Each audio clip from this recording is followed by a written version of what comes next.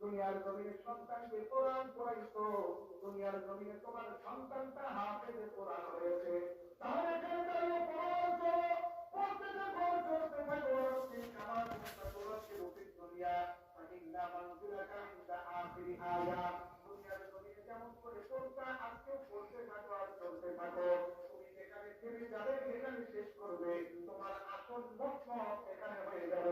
সুবহানাল্লাহ।